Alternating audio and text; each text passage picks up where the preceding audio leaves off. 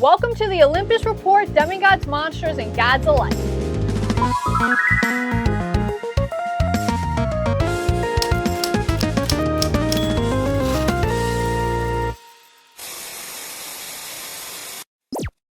Percy Jackson Season 1 is over, and how did it hold up to expectation? Well, let's talk about it.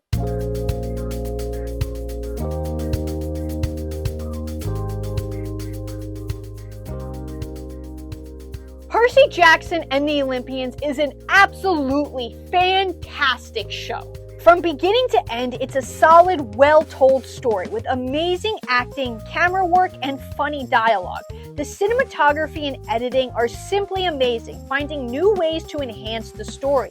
The storytelling is really top-notch, giving new meaning and messages and simply breathing new life into a 20-year-old story. The highlights is definitely the connection between the three main leads, Percy, Annabeth, and Grover. Getting to watch them grow as a team and come to love each other was definitely the best part of the show. Percy was given more agency, Grover is more complex, and Annabeth is more emotional. And not to mention, the show completely reinvented Sally and Poseidon, making them bigger characters. As a show, the only complaint I had was the lack of action in certain scenes, and at some point the pacing felt a bit off. For me, episodes just felt too short. But visually, the show is absolutely breathtaking. The depth of field makes the characters pop off the screen, and like I said, the camera work really helps enhance the mood of the show. So with all that being said, while it is a fantastic show, it was a good adaptation. I don't think it was the perfect adaptation that we were all expecting with Rick Riordan in the writing room. In fact, I think Rick took this opportunity to rewrite his story that he wrote almost 20 years ago. Is this a good thing or a bad thing? Well, it can be both.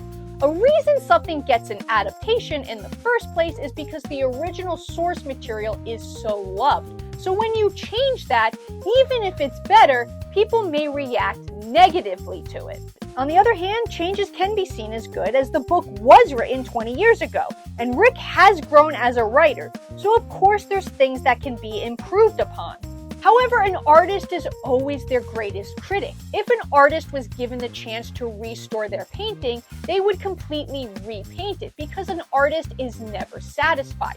So did Rick go too far? No, I don't think so. The same story at the end of the day was still told. Yes, certain scenes were changed or modified, but not to the point where it changed what they were supposed to accomplish. However, with that being said, there were some changes I was more okay with than others, so let's talk about the changes I liked. Increasing the relationship between Sally and Percy. The two were close in the book, but I love the bond the two share in the show, enhancing just how important family is. Giving Grover more to do instead of just being afraid most of the time. Arian as Grover is absolutely perfection, and I truly believe he brought a lot to this character. Especially his scene with Ares, it was masterful. Making the archway a temple of Athena, it gives a better sense that the gods are truly everywhere. Making Medusa a sympathetic character, I love how this show really made us question who is a hero and who is a monster. And the final confrontation with Luke was one of the best scenes in the whole show, and I agree with everything that they changed. Okay, here are some changes I don't necessarily agree with, but I also don't necessarily think they're bad. Hephaestus being in the amusement park and the throne trap. In the book, the trap was meant for Ares and Aphrodite to embarrass them. Hephaestus had no idea that Percy and Annabeth would show up. How could he know that Ares would recruit two kids? In the show, the trap almost seems like it's designed especially for Percy and Annabeth, but how could Hephaestus have known that? If the throne trap was for Ares, this doesn't make sense, as Ares or Aphrodite would never be selfish enough to sacrifice themselves for one another. So I feel this change just opened up certain plot holes that weren't there in the book. I don't necessarily agree with where they took the Lotus Hotel and casino scene. It just felt a bit dull to me. I personally think they brought up some things about Luke too soon. I think this information is more impactful at the end of the story. In book 5, all of a sudden, the villain you've hated for 4 books, you now feel sympathy for. If a villain is sympathetic for the whole show, is he really a villain? I don't like how Percy figured out every trap and every monster they were about to encounter or walk into before it actually happened. In the book, one of the funnest parts was figuring out what the trap was along with our heroes. Percy automatically knowing the danger of every situation before it happens kind of takes the fun and excitement out of it. I do like that they made Percy smarter, but I feel this could be toned back just a bit in season 2. For example, if Percy figures out that Cece's island is Xerxes before he actually goes into the spa, we're not going to get guinea pig Percy. But besides these changes, there were also things that they left out that I feel would have enhanced the story, especially considering that I think the episodes were just a bit too short, so there was room to add things. You can tell that the show was working with the budget they had. For example, we only see Riptide fully extend from pen form once.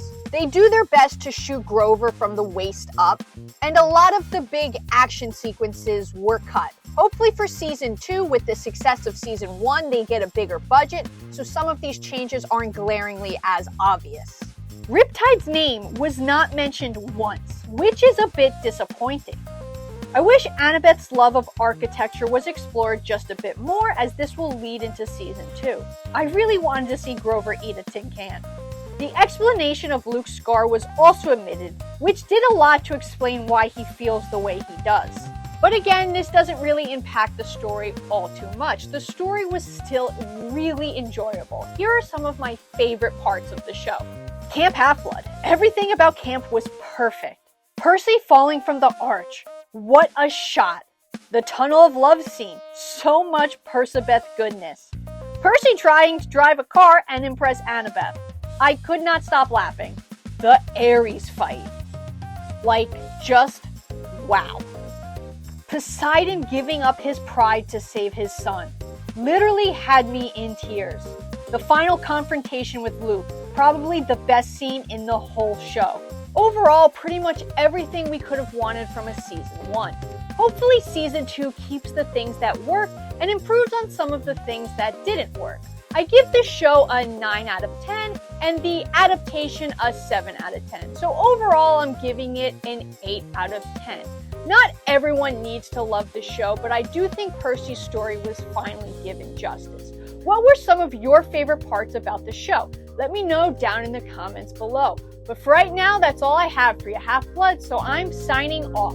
And please always remember to stay safe.